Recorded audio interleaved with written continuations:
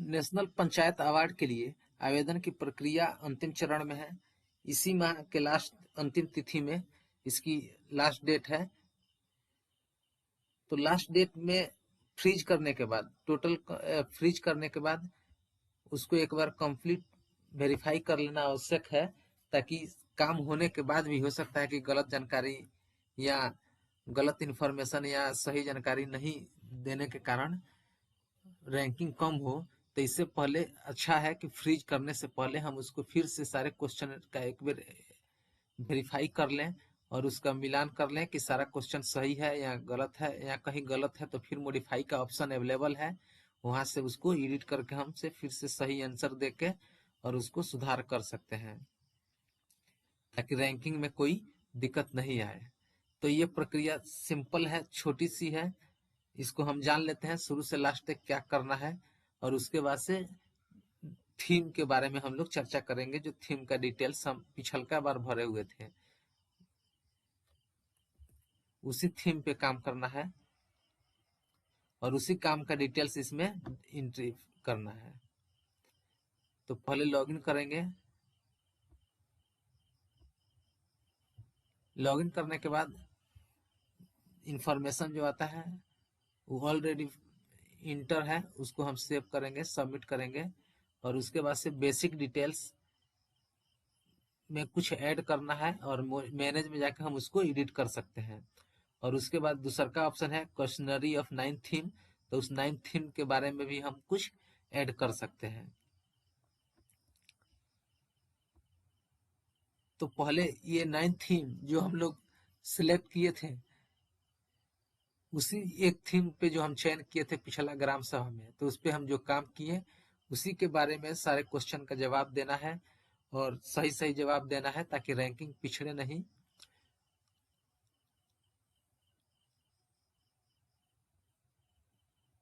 तो इसको ध्यान रखना है फ्रीज करने से पहले कि क्वेश्चन का हम फिर से एक बार मिलान कर लें और एडिट करके उसको हम सुधार कर लें। अगर ठीक है तो भी उसको हम फ्रीज करेंगे, क्योंकि फ्रीज कर देने के बाद फिर से उसमें सुधार का ऑप्शन नहीं होगा और आवेदन सबमिट हो जाएगा।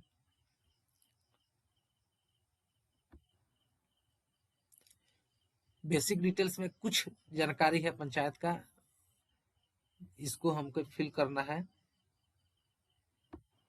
इसमें ग्राम पंचायत के मुखिया के नाम, age, gender, mobile number, email भरना है, और पंचायत का अपना वेबसाइट है या नहीं, इसके बारे में इंफॉर्मेशन देना है। नेक्स्ट में एड्रेस देना है। एड्रेस में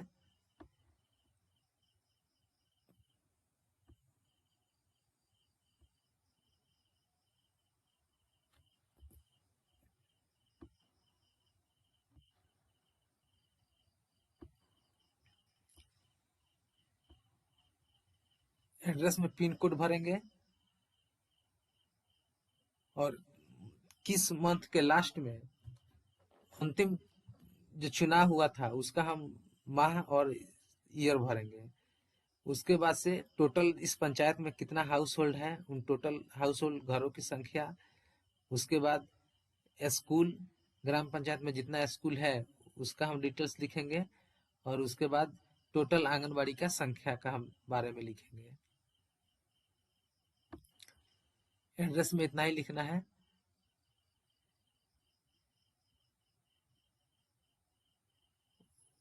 उसके बाद नेक्स्ट ऑप्शन है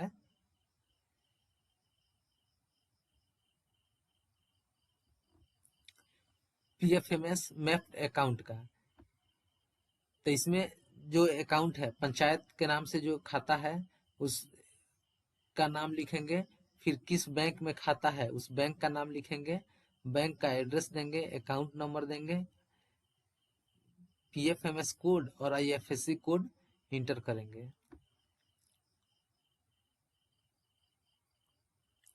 उसके बाद जीपी का सेंसस डिटेल्स डालेंगे। सेंसस में मेल फीमेल और टोटल पॉपुलेशन देना है। 2011 की जनगणना के अनुसार जो भी मेल फीमेल का संख्या था वो देंगे। और उसके बाद लास्ट ऑप्शन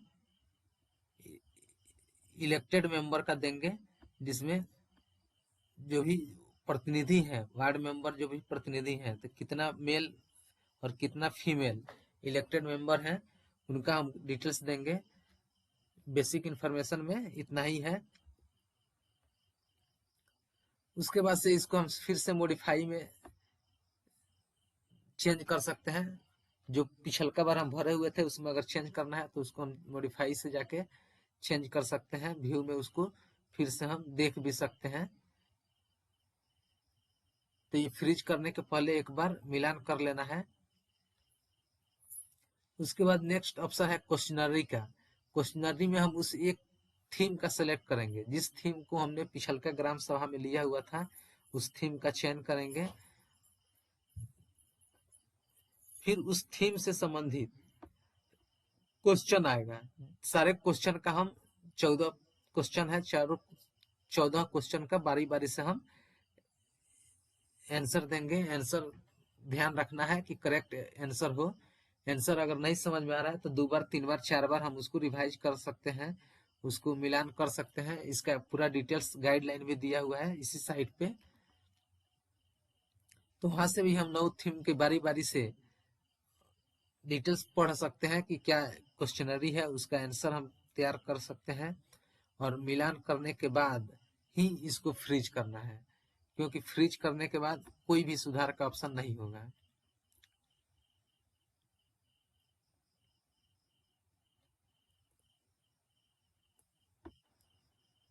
तो मॉडिफाई का हमें ज्यादा से ज्यादा यूज करना है।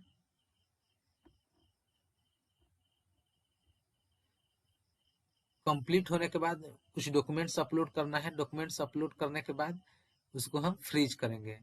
तो ये भी नहीं है कि हम कुछ भी इसमें डाटा डाल देंगे। जो भी डाटा डालेंगे उस डाटा से संबंधित हमको प्रूफ के तौर पे डॉक्यूमेंट्स भी सबमिट करना है।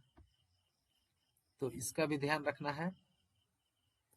और उसके बाद से फ्रीज करेंगे।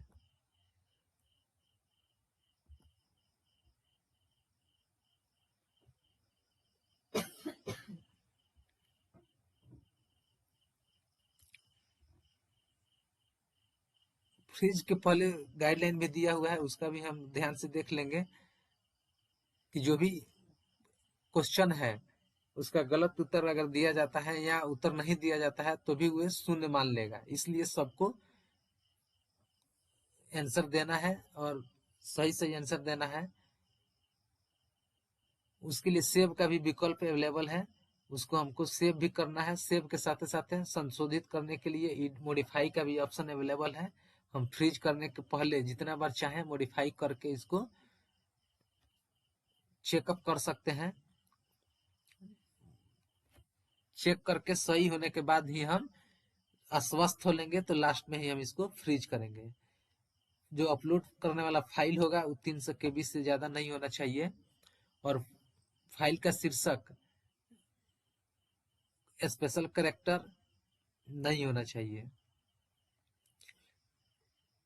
पिछलका बार मीटिंग ऑनलाइन पे जो हम लोग स्कैनिंग करके डॉक्यूमेंट्स अपलोड किए थे जिसमें बहुत आदमी का एरर आ रहा था, तो वो ध्यान इसमें भी रखना हुआ है कि पायरेटेड सॉफ्टवेयर का यूज नहीं करना है। अगर उससे आप स्कैनिंग करते हैं तो उसमें भी दिक्कत आता है, फाइल अपलोड नहीं लेता है। तो इस सब का ध्यान रखना है। और टोटल सबसे पहले ध्यान रखना है कि टोटल जितना भी थीम है, थीम आप जो भी सिलेक्ट किए हैं उस थीम का टोटल क्वेश्चन सही सही आंसर देना है। क्वेश्चन में कहीं भी कंफ्यूजन है तो साइट पे उसका गाइडलाइन डिटेल्स अवेलेबल है, वहां से आप उसको पढ़ के मिलान करके और तब उसको फाइनलाइज फ्रीज करेंगे। नेक्स्ट में हम 2 से 3 दिन में सारे थीम का बारी बारी से जो भी क्वेश्चन है उसका क्या सटीक आंसर होगा, इसका भी हम वीडियो अपलोड कर देंगे। उसका भी आप हेल्प लेके और उसको भी क्वेश्चन आंसर सॉल्व करने में आपको सुविधा ले सकते हैं।